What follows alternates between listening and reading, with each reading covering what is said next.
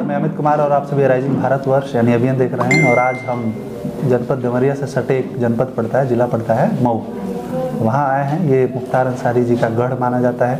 लगातार 5 बार से, चाहे वो किसी पार्टी से हो या निर्दल हो, यहीं से विधायक रहे हैं। इस बार उनके बेटे अब्बास भाई ठीक रहेगा कहना, जैसा आप चाहें। अब्बास भाई हैं हम लोग के साथ, तो उनसे बात करेंगे। और चूँकि समय आपने दिया है, और ब्रजेश भैया का बहुत बहुत धन्यवाद इस इंटरव्यू के लिए, और आपका भी बहुत बहुत शुक्रिया भैया।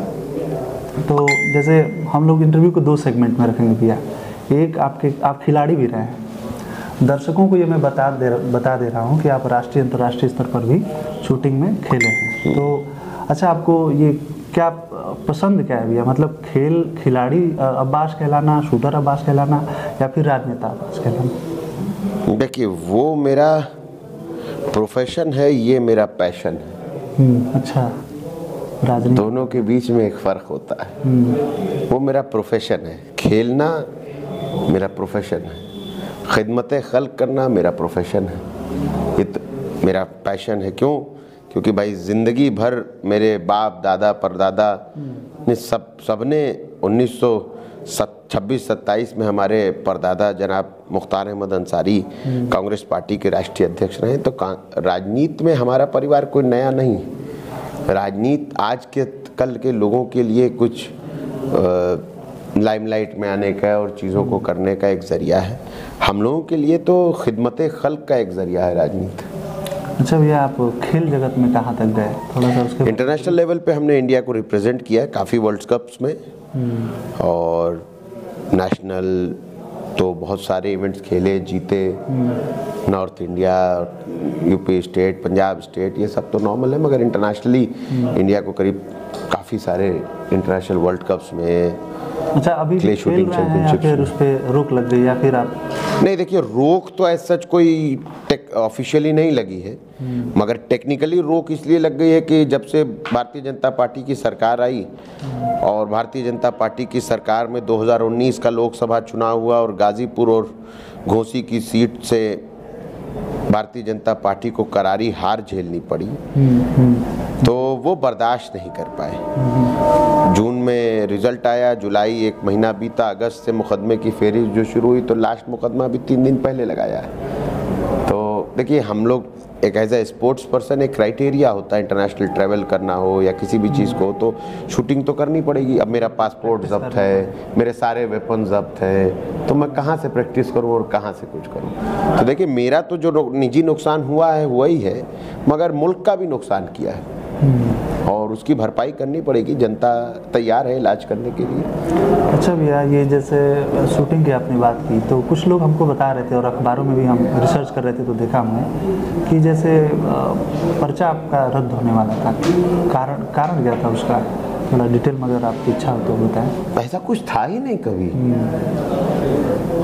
मतलब जब ये पहली बार ब्रेकिंग न्यूज़ आई थी, मुझे अभी भी याद है, एक एबीपी न्यूज़ के, मैं अभी दिखा रहा हूँ आपको, एबीपी, ये देखिए, मुझे एबीपी न्यूज़ ने वो भेजा था करीब कितने बजे, देखिए 1:59 पे, और मेरा पर्चा एक्सेप्ट होने का वो मुझे आ गया था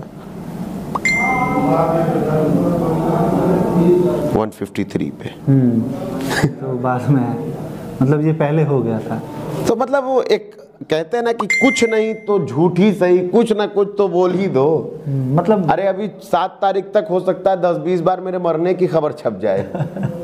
अच्छा। मगर आवाम तैयार है इस बार छड़ी के निशान पर बटन दबाकर समाजवादी पार्टी के गठबंधन को, सोलदेव भारतीय समाज पार्टी को इस बार उत्तर प्रदेश की सर्वोच्च पंचायत में बैठाएगी, ताकि सभी पक्षों के लोगों का, बुनकरों का, किसानों का, गरीबों का, नौजवानों का, बूढ़ों का, माओं का, बहनों का, सबका ख्याल रख सके।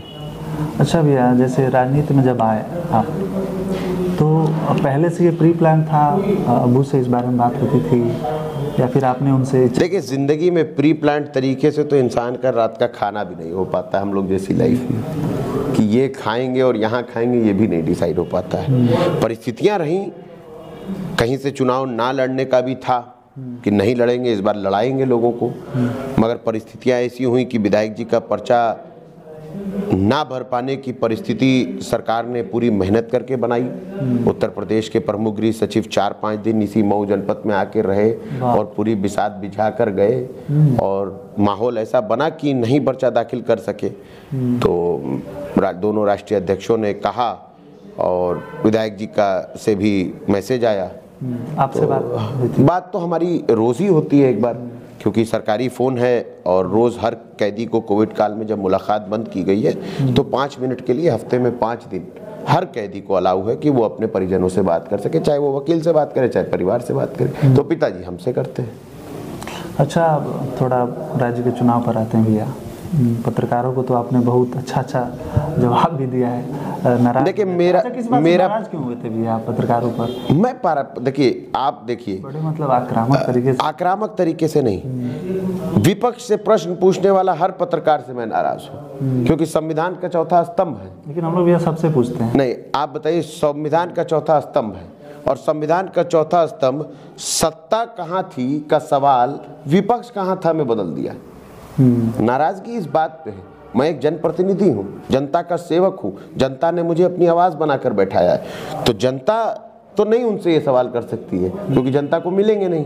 तो जब हमसे मिल रहे हैं तो कम से कम हम तो उनसे सवाल ये कर सकते हैं, आपसे आप सवाल कर सकते हैं ना कि भाई आप बताइए, आप जनता की वजह से आपका चैनल चलता है, आपका पोर्टल चलता है, और आप जनता का सवाल नहीं रखेंगे, जनता का पक्ष नहीं रखेंगे तो फिर इस चैनल का, इस पोर्टल का फायदा क्या है? फिर आप साफ साफ ये कहिए कि मैं सिर्फ एडवर्टाइजमेंट एजेंसी हूँ और जो पार्टी कहेगी वो मैं चलाऊंगी। मैं 2 करोड़ रोजगार चलाऊंगा, भले सबके रोजगार चले गए हों, जिनके थे उनके भी चले गए, देने तो दूर की बात है। मैं कहूँगा महंगाई कम हो गई, भले सरसों का तेल 50 रुपये से 250 रुपये पहुँच गया।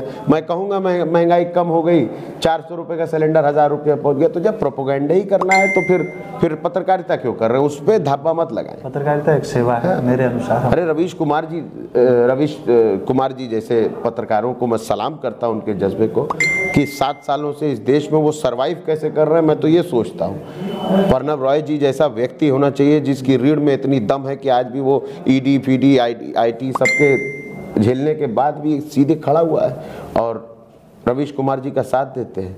उम्मीद करता हूं कि आपकी भी रीढ़ में इतना दम होगा कि मैं जितनी बात कह रहा हूं उसको आप चलाइए। बिल्कुल। अच्छा, आप ये बात कह रहे थे, मुझे थोड़ा सा दुख हुआ क्योंकि हम लोग का काम ऐसा नहीं है। अनकट इसका नाम ही है भैया सेगमेंट का। तो आप देखिए, लल्लन टॉप एक चैनल है, उसमें अफजाल बाबा ने एक इंटरव्यू दिया था। तो अफजाल बाबा के कहना है कि उन्होंने यही कहा था कि विधायक जी, सांसद जी, हम लोग सब अनकट चलाते हैं। मगर अफजाल बाबा को तो याद है कि उन्होंने क्या क्या बोला था और कितनी कितनी देर क्या क्या टॉपिक बोला था, तो उसमें भी कट हुआ है। तो इसलिए देखिए, मैं कहता हूं कि अनकट कहना और, अच्छा, ठीक है, और होने में फर्क है। जैसे मैं जो बोल रहा हूं मुझे तो पता है, वादा हो गया। अब जब मैं आपका देखूंगा तो मैं आपसे पूछूंगा। ठीक है भैया। अच्छा, योगी जी पर आते हैं। योगी जी पर आप भड़के हुए हैं? नहीं, मुख्यमंत्री, मैं उन पर नहीं भड़का हूं। मैं उत्तर प्रदेश की संवैधानिक पद की गरिमा को तार तार करने वाले व्यक्ति जो कि अपने आप को संत की उपाधि देते हैं, मैं उनसे दुखी हूं। क्यों?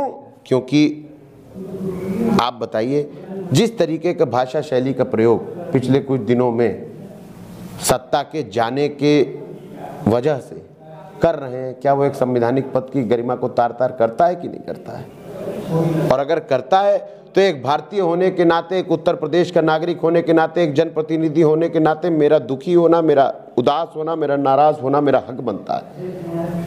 क्योंकि जब प्रदेश का कोई मुखिया बनता है तो पूरे के पूरे सबका बनता है, वो किसी एक व्यक्ति विशेष का नहीं होता या एक धर्म विशेष या जाति विशेष का नहीं होता। आप खुद देखिए, अभी 1 या 2 दिन पहले ही या आज ही शायद बोला है कि बुलडोजर खड़े तैयार है, फलाना होगा, ढमकाना होगा। अभी टी राजा साहब ने बोला कि जो योगी का साथ नहीं देगा उसको बुलडोजर हमारे तैयार है, उनके घरों पे बुलडोजर चला जाएंगे। तो मुझे नहीं लगता कि हमारे लोकतंत्र और संविधान में इस तरह की भाषा शैली की जरूरत है। हिंदुस्तान तो प्यार और मोहब्बत का देश है। यहाँ तो अंग्रेज भी आए तो यहाँ से प्यार सीख के गए जो आपस में बांट रहे हैं, और हमें अपना सिखा के गए हैं क्योंकि उनके चमचे कुछ यहाँ सीख गए थे। फूट डालो और राज करो की नीति जो उस जमाने में हमारे देश के स्वतंत्रता संग्राम सेनानियों के खिलाफ साजिशें रचते थे, आज वही सत्ता की कुर्सियों पर बैठ गए हैं तो वही सोच करते हैं और उसी तरह की बात करते, इसलिए दुखी हूँ। अच्छा भैया, आप क्षेत्र में जा रहे हैं, बड़ी मेहनत। आप बताइए, सुबह सुबह मेरे नौजवान साथी एग्ज़ाम देते हैं, एग्ज़ाम कैंसिल हो जाता है, वो उसका विरोध प्रदर्शन करते हैं, डंडे लाठियों से पीट दिए जाते हैं। हॉस्टल के कमरे में सोते हुए भाइयों को डंडे लाठी से पीट दिया जाता है। दरवाज़ा तोड़ के घरों में घुस जाया जाता है, डंडे लाठियों से पीटा जाता है। माँ बहन अगर बचाने की कोशिश करती हैं तो उनके साथ बर्बरता की जाती है। तो खुद सोचिए, कुलदीप सेंगर जैसे व्यक्ति को सदन का सदस्य बनाया जाता है और इतना संरक्षण दिया जाता है कि जिस बिटिया का रेप हुआ वो बिटिया की आवाज़ उठाने उसका पिता अगर पुलिस थाने जाता है तो पुलिस थाने में उसकी मौत हो जाती है संदिग्ध हालत में। उसके बाद उसके परिवार को ट्रक से कुचल के मार दिया जाता है। उसके बाद आप हाथरस चले जाइए तो बिटिया के साथ बलात्कार होता है, जघन्य अपराध होता है, उसको सही से इलाज नहीं दिया जाता है, बिटिया की मौत हो जाती है। परिवार को लाश का मुंह तक नहीं देखने को दिया, लाश देखने की तो दूर की बात है। आखिरी सांस तक माँ उसकी चिल्लाती रही कि मेरी बिटिया के हाथ में मुझे हल्दी तो लगाने दो, और उस बिटिया को गांव के बाहर आधी रात में ले जाके मिट्टी का तेल डाल के आग लगा दिया। आप यहाँ गोरखपुर बगल में हमारे मुख्यमंत्री जी का ज़िला है, मुख्यमंत्री जी वहाँ से काफ़ी टाइम सांसद रहे हैं, इस बार चुनाव भी वहाँ से लड़ रहे हैं। एक व्यापारी अपने दोस्तों के साथ आता है कि चलो मैं मुख्यमंत्री का क्षेत्र घूम के आता हूँ, और होटल के बंद कमरे में खटखटा के पुलिस रात में घुसती है और इतना पीट देती है कि अब पीटती है, गोली मारती है, क्या करती है, मगर उनकी जान चली जाती है। तो दुखी हूँ क्योंकि as a sports person internationally भी लोग मेरे दोस्त हैं। जब वहाँ से वो फ़ोन करके जब मजाक में पूछ देते हैं कि यार व्हाट अबाउट योर सीएम, तो शर्म आती है। हाँ, कभी प्रत्याशी उनसे, अशोक जी से आपकी बातचीत होती है? चुनाव भी आमने सामने का ही है, बस बात इतनी सी है कि जितना वोट वो पाएंगे उतने से हम चुनाव जीतेंगे। मतलब भारतीय जनता पार्टी तो बड़े आत्मविश्वास में है, कह रही कि इस बार यहाँ से। आत्मविश्वास नहीं, इसको आत्मविश्वास नहीं, इसको घमंड कहते हैं। घमंड, सत्ता का घमंड, शासन प्रशासन की गुंडई का घमंड, पैसे का घमंड, पूंजीपतियों के द्वारा दी हुई पूंजी का घमंड, गरीबों के ऊपर बर्बरता करके गरीबों के ऊपर बुलडोजर चला के डराने का घमंड। ये घमंड जनता चूर कर देगी। देखिएगा 7 तारीख को जिस दिन बटन दबेगा, आपको एक बात बता दूं कि इस मऊ विधानसभा के इतिहास में इतना वोट न कभी पोल हुआ था और न कभी इतना वोट पाकर कोई प्रत्याशी यहाँ से चुनाव जीता था, और ना ही इतनी बुरी तरह से कभी भाजपा हारी थी। ये तीनों सच होगा। अच्छा, जब वो आपके सामने आते हैं तो रिएक्शन क्या होता है आप लोगों का? अभी तक मेरा उनका आमना सामना नहीं हुआ, आमना सामना अभी तक नहीं हुआ, और होगा भी तो अपने एक पार्टी के प्रत्याशी हैं। मुझे याद है मैं चुनाव लड़ रहा था विधानसभा का, जब मैं नॉमिनेशन करने जा रहा था तो इत्तेफाक ये था कि मैं और फागू चाचा दोनों लोग एक साथ पहुंचे। तो वो बड़े आदमी, बड़े दिल के आदमी थे, उनका सम्मान अलग था। तो मेरा और उनका जब आमना सामना हुआ तो मैंने उनको नमस्ते दिया, तो उन्होंने भी मुझको जुग जुग जियो का आशीर्वाद दिया। तो ये व्यक्ति का अपना किरदार होता है। मुझे नहीं लगता कि इनका इस तरह का किरदार है, और नहीं, किरदार भी नहीं है, और ना ही इतना बड़ा दिल हो सकता है किसी का। ये मुझे नहीं लगता कि ये सामना करेंगे कभी, और अगर करेंगे भी तो वही टुच्ची राजनीति जो होती है, नारेबाजी और फलाना डमकाना। मैंने तो अपने सब लोगों को मना कर रखा है। हम क्या, अगर वो नारा बारा लगाते भी हैं तो कोई बात नहीं। कहते हैं ना, दिया बुझने से पहले थोड़ा ज़्यादा तेज़ी से उगता है, तो भारतीय जनता पार्टी का बुझने का समय आ गया है। तो बुझने से पहले बेचारे थोड़ा सा कोशिश कर रहे हैं। अब 500 रुपया मिलता है और 1 लीटर तेल मिलता है। भाजपा का लड़का यही नीचे बता रहा था। मैं ऐसे ही उतरा तो मैंने पूछा कि बाबू तुम लोग क्या करते हो, तो बताया कि भैया रोज़ दिन भर हम लोग अगर दिन भर के लिए आते हैं तो 500 रुपया मिलता है और 1 लीटर तेल मिलता है बाइक पर, और 2 टाइम का खाना मिलता है, इसलिए हम लोग घूमते हैं। वोट हम आप ही को करेंगे।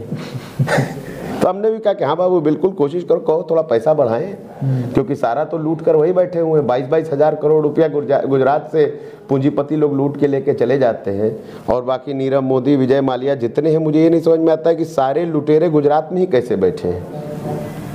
तो समय आएगा, देखिए परिस्थितियाँ बदल रही हैं, और जनता को इस बात का एहसास हो गया है कि ये वो लुटेरे लोग हैं जो 5 किलो अनाज दे करके 5 कुंटल अनाज गाय मवेशियों से चरवा देते हैं। पहली बार आपने भी सुना होगा कि नमक में मिलावट। तो अब जब कोई देश के नमक में मिलावट कर दे तो उसकी सोच लीजिए क्या हाल होगा। इसलिए भारतीय जनता पार्टी प्रोपेगेंडे की पार्टी है। और सांप्रदायिकता का जो भी उनका कार्ड है वो अपना रखती है।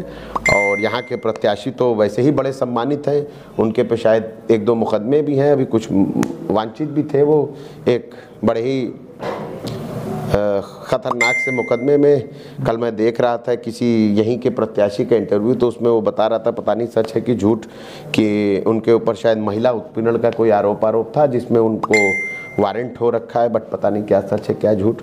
भाजपा के हैं तो ये उनसे लाजमी है, कोई बड़ी बात नहीं है। जब उनका कैबिनेट मंत्री और विधायक और पिछले जिला पंचायत के चुनाव में सपा की एक प्रत्याशी पर्चा दाखिल करने जा रही थी तो उनकी साड़ी जब खींच सकते हैं तो ये सब चीज़ें उनके लिए नॉर्मल है, तो कोई बड़ी बात नहीं। अच्छा, क्षेत्र में मुद्दे कौन कौन से आप लेके जा रहे हैं? जैसे देखिए, सबसे बड़ा मऊ में मुद्दा है हमारे बुनकरों का।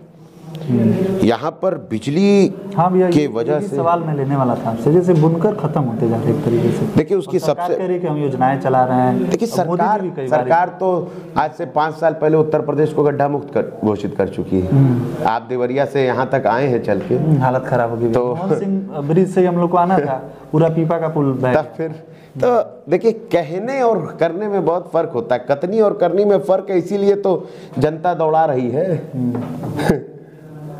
मंत्री विधायक अपने क्षेत्र में अपने गांवों में नहीं जा सकते। मुद्दे कौन कौन से लेकर आप जा रहे हैं? देखिए, मुद्दे में सबसे बड़ा मुद्दा है हमारे यहाँ मऊ में बुनकरों की बिजली की समस्या को दूर करना, पासबुक की समस्या को दूर करना, जिस तरीके से उनका पहले इंपोर्ट एक्सपोर्ट होता था पहले की तरह से उसको स्टार्ट कराना। जो उनकी छोटी बड़ी चीज़ें हैं उसकी महंगाई के बढ़ने की वजह से उनका तो रेट बढ़ गया मगर उनकी साड़ियों की कीमत आज भी वही है। तो इन सारों वजहों से हमारे बुनकर की एकदम कमर टूटी हुई है, हालत ख़राब है, भुखमरी को तरस रहे। लूम है, बेचने के कगार पे है, मगर ये सोचते हैं कि अगर बेच देंगे तो खाने को भी नहीं रह जाएगा। तो बेचारे किसी तरह जिंदा हैं, सरवाइव कर रहे हैं। नौजवानों की हाल वही है, बेरोजगारी चरम सीमा पर। हिंदुस्तान में कभी इतनी चरम 65% युवाओं का देश है और मुझे लगता है कि 80% युवा आज बेरोजगार है। इस देश में बुजुर्गों का हाल देखिए, स्वास्थ्य की सेवाओं के बगैर कोरोना काल में आप भी अपना कैमरा लेके इधर उधर घूरे होंगे। मैंने जो दृश्य आप लोगों टीवी वालों के माध्यम से जो देखा, वैसा दृश्य मैंने या तो महाभारत में देखा था जब देखता था कि इतनी लाशें बिछी हैं, और दूसरा दृश्य मैंने कोरोना काल में देखा कि जब नदी के दोनों तटों पर, दोनों साइड पर इस तरह से लाशें बिछी हुई थी। लोगों के पास अपने परिजनों को अंतिम संस्कार करने के लिए लकड़ियां तक सरकार मौजूद नहीं करा पाई। लोगों को मजबूरी में गरीबी से तंग आकर के लोगों को दफन करना पड़ा अपने धर्म से अलग हटकर। उन दफन की हुई लाशों को कुत्तों ने निकाल लिया और उसके साथ बर्बरता की। तो ये तकलीफ होती है, क्योंकि इस भारत जैसे देश में जिसकी मिट्टी ये कहती है कि हम सब एक साथ हैं। ये तो एक बगीचा है जहाँ रंग बिरंगे फूल एक साथ खिलते हैं तो खूबसूरत लगता है। एक रंगी कोई भी चीज़ अच्छी नहीं लगती। तिरंगा 3 रंग है, इसमें तीनों रंग का एक अपना अपना मकसद है और मतलब है, और बीच में जो गोला बना है उसका भी मकसद है, उसमें जो डंडियां हैं उसका भी मकसद है। और उन सब को भूल करके अगर एक रंगे तौर पर इस देश को चलाने की कोशिश करेंगे तो भारत की जनता ने जब अंग्रेज़ों को यहाँ से उखाड़ के फेंक दिया तो ये तो वही अंग्रेज़ों के चमचे हैं, इनका भी हश्र वही होने वाला है। अच्छा भैया, एक अंतिम सवाल हम लोग लेते हैं, समय आपने बहुत दे दिया, इसके लिए धन्यवाद। पिछली बार आप चुनाव लड़े थे तो उसमें, हाँ, मैं घोसी से चुनाव लड़ा था और आदरणीय राज्यपाल जी फागू चौहान जी से मैं चुनाव लड़ा था और बहुत अच्छा चुनाव रहा। मैं करीब 82,000 वोट पाए थे, वो करीब 87,000 वोट पाए थे और उन्होंने मुझे आशीर्वाद भी दिया था और वो मुझसे करीब 5,000 से चुनाव जीते थे। मेरा इनएक्सपीरियंस कह लीजिए या वो ज़्यादा एक्सपीरियंस थे वो कह लीजिए, लोग हमसे, या भारतीय जनता पार्टी की लहर थी ये कह लीजिए, या जो भी वजह हो, मगर हाँ वो जीते और मैं हारा। मैं इसको बिल्कुल कबूल करता हूँ और मैं उनका सम्मान करता हूँ। अच्छा, इस बार आप वहाँ से नहीं लड़े, क्या इसका कारण रहा?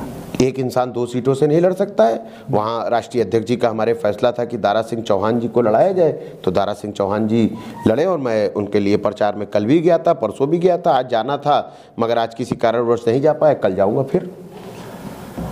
भैया, समय देने के लिए बहुत धन्यवाद, शुक्रिया, नमस्कार।